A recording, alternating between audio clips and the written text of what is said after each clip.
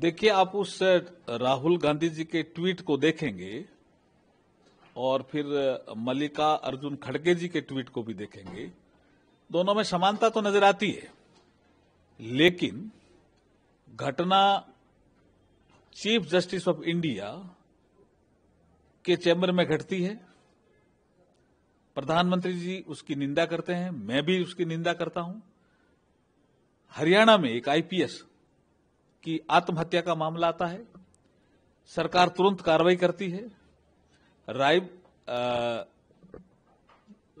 रायबरेली में एक दलित समाज का एक विषय आता है, यूपी की सरकार तुरंत कार्रवाई करती है, लेकिन तीनों को जोड़ते हैं, तीनों को जोड़ करके और बीजेपी आरएसएस को बीच में ले आते हैं।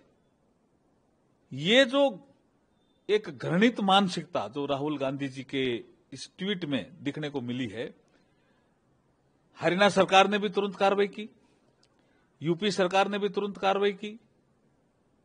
जो सुप्रीम कोर्ट में कोर्ट नंबर 1 में हुआ उसकी हमने निंदा की, और उसके बाद वो बीजेपी आरएसएस को दोष देते हैं। ये उनकी कथनी और करनी का फर्क है, और वो आदतन ऐसा करते हैं जिसकी हम निंदा करते हैं। देखिए, डेटा उनके पीरियड का भी लेके हम बैठ सकते हैं, डेटा की तुलना उनको करनी चाहिए। और मैं ये कह रहा हूं, मैं मल्लिका अर्जुन खड़गे जी को ये भी कहना चाहता हूं कि 2014 के बाद दलित समाज की पर कैपिटा इनकम भी बढ़ी है, लोगों की आर्थिक उन्नति भी हुई है, सामाजिक उन्नति भी हुई है, राजनीतिक क्षेत्र में भी उन्होंने अपनी पैठ बनाई है। उनको दिखता नहीं है क्या कि गांव में कोई कच्चा मकान है तो अगर पक्का किसी ने बनाया तो नरेंद्र मोदी जी ने। उनकी एक ही पीड़ा है राहुल गांधी जी की कि ये जो प्रधानमंत्री जी की कुर्सी थी, प्रधानमंत्री पद की जो कुर्सी थी, ये नेहरू जी, इंदिरा जी, राजीव गांधी जी के कारण ये नेहरू परिवार के लिए रिजर्व थी। इसमें नरेंद्र मोदी जी कैसे आके बैठ गए?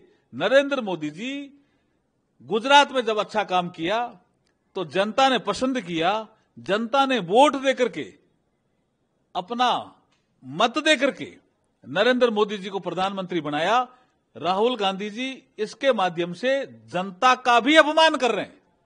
मतलब कुल मिलाजुला करके वो बीजेपी और आरएसएस को इसलिए टारगेट पे ले रहे हैं क्योंकि उनको घटना से कोई संबंध नहीं है बीजेपी आरएसएस का, और हर घटना के बीच में बीजेपी आरएसएस लिया जाता है। हम इस मानसिकता की, ओछी राजनीति की निंदा करते हैं।